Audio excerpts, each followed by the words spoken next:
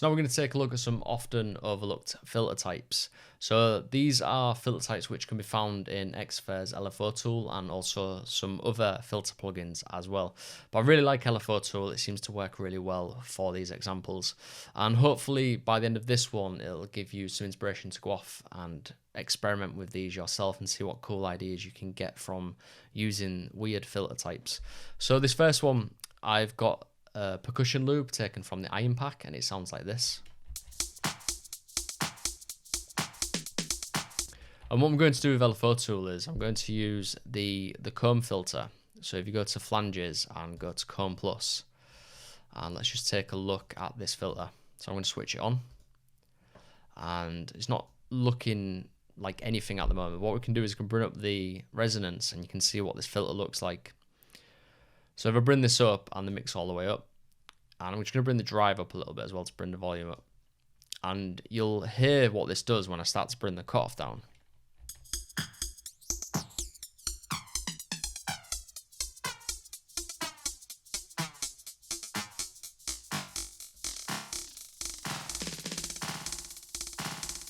Starts to turn into a delay around the lower frequencies. But what we can do is we can bring up the resonance.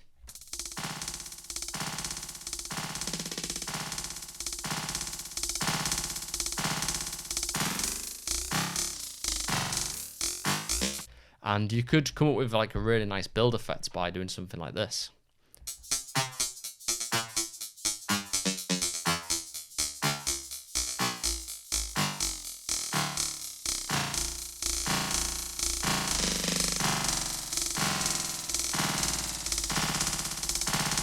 Obviously with automation you could run that down a bit smoother, because with a mouse it seems to be a bit more jagged. But yeah, with a bit of automation, like a nice smooth glide would sound pretty cool. It also sounds cool if you move this around pretty quickly as well.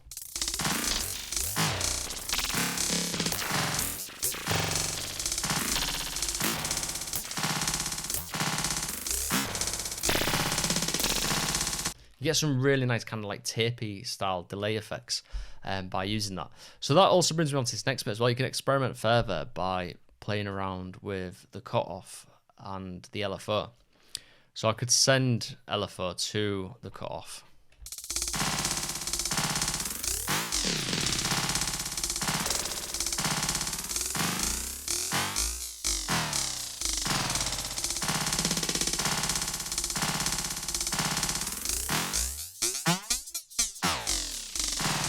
Maybe a little bit too much there, but you get the idea. So you could use the LFO to initiate the movement of that cutoff. Now that's a really quick and easy tool that you could use. Let's go over to the next one. So this is a synth sound. So I've got two different loops here, and the second one is so I can show you something like another example, but we're going to just look at the first one. So we've got this loop taken from the factory pack.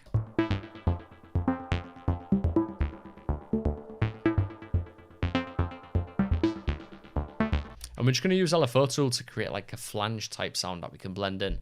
So if you go over to the filters and you go to flanges, and we'll go to flange plus, and let's just have a look at what this looks like. So it looks quite similar to the comb filter in a way, but it's a little bit different in its sound.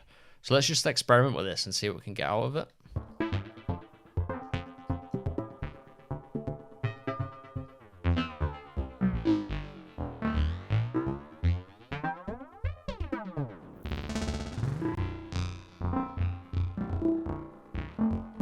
So what I'm thinking is we could use the LFO to glide around with the cutoff. So if we go over to the LFO now and bring up the cutoff depth amount, and we're going to bring the speed down a bit more, and maybe set this to a sine wave so it glides up and down.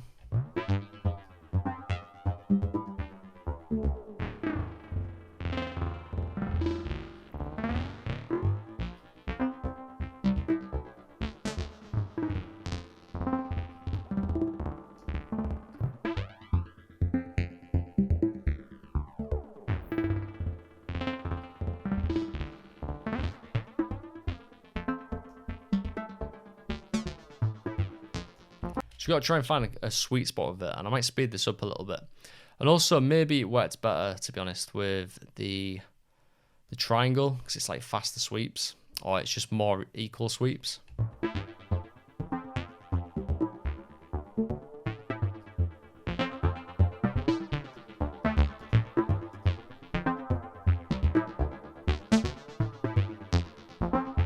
That works quite nicely. So the reason why this feels a little bit different to a normal flange type sound is that when it's modulated, it seems to blend between flanger and delay. And that's where this next example comes up, because on this one, you can hear it a little bit better.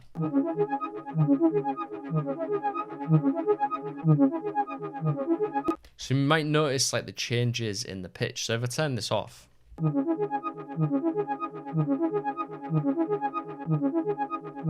it's pretty stable, but then if you turn on the LFO tool, you can hear some movement in the pitch.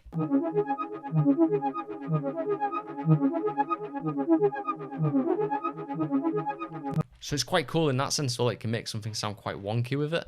And if you bring the mix down, you can blend it with the original, and it'll create a little bit of like phasing and also some modulation between the tuning, so it sounds like it's starting to detune.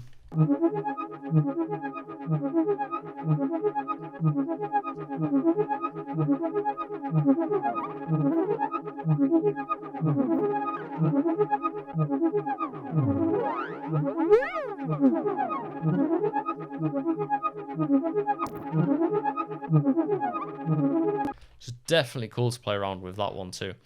Now let's move over to the next one. So we've got this percussion loop from Permission.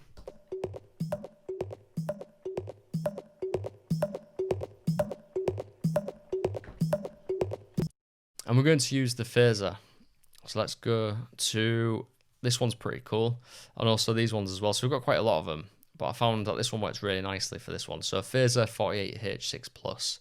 And what you can do with this one is if you set the rate of the LFO to fast, so it's modulating really, really quickly, what we can do is modulate this filter setting. So this filter type, and you get some really nice metallic sounds out of it. So before we do that, let's just put it all the way to wet and listen to what it sounds like.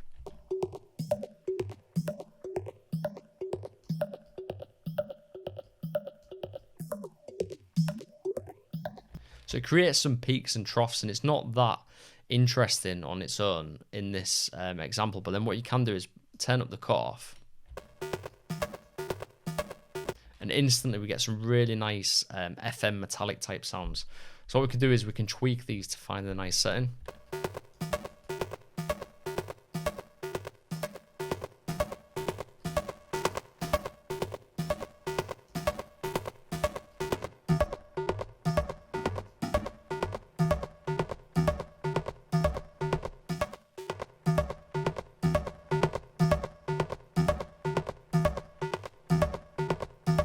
So that sounds quite nice there. And then what we could do is we can blend that in with the original loop.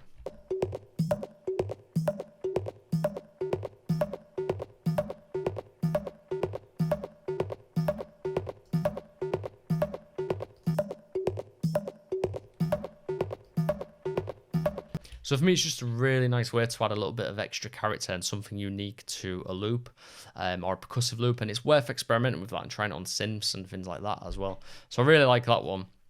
I'm definitely going to be trying that out a lot on new tracks that I'm working on, because I really like what it adds to a sound. So next we're going to look at taking a pad sound or a pad sequence and adding the Formant filter to add some vocally type effects and modulation to that sequence to just make it a little bit more interesting and unique. So what we're going to do is play the pad sounds, hear what it sounds like.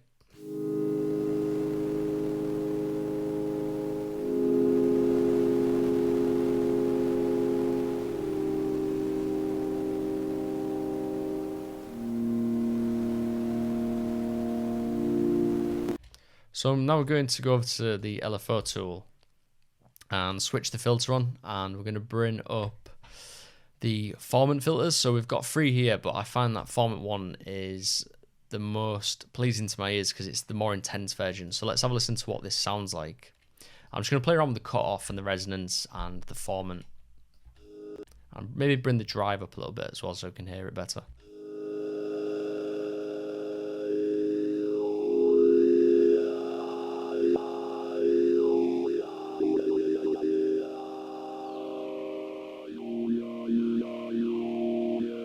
So you can hear it's got like a vocal quality to it. We can also bring up the resonance as well.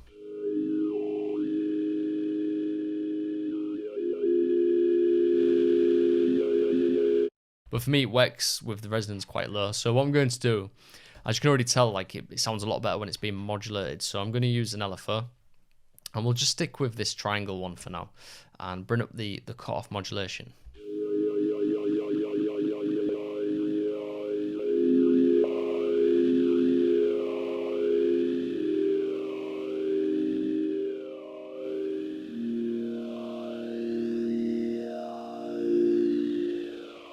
What we could do is we could put in a step sequence on this second panel here. So this is like another, like an alternate LFO that we could use for, oops, I'm just trying to get something a bit crazier, so something like that. And we could send this to the variance. So this is the variance here, the formant. And you might have noticed if we go through different filter slots on here, different filter settings, this will change. So for this one, it's formant, and we can change that with the variant setting here. So I'm going to bring up the modulation for that.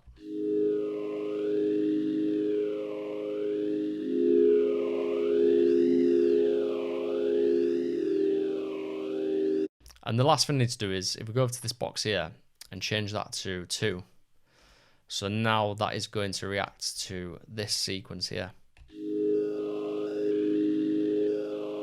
We could also bring up the smoothness as well.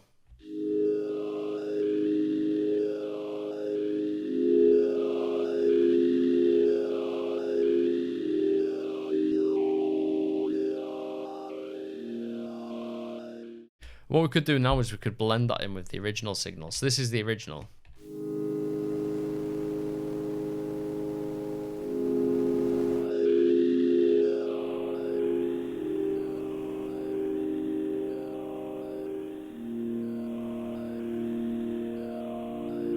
It's really subtle, but it just adds something extra to that original loop. And we could go and experiment with doing a step sequence as well for the filter cutoff, so just something a bit more unique.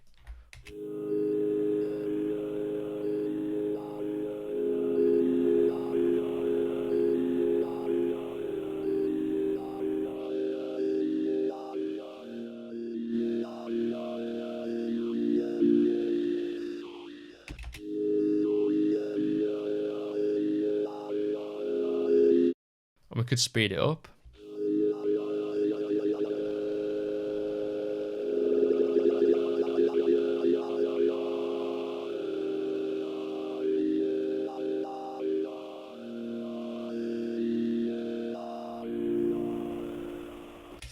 So that's pretty much it for that one. I really like messing around with that, and it's worth experimenting with all of these on different loops, not just the ones that are showcased here.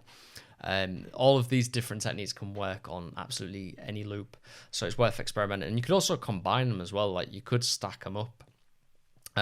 Use maybe the formant pad technique, for instance, and then drop the delay kind of technique after it. So with the comb filter, you could do things like that as well, which might sound pretty cool. So let's move over to the next module.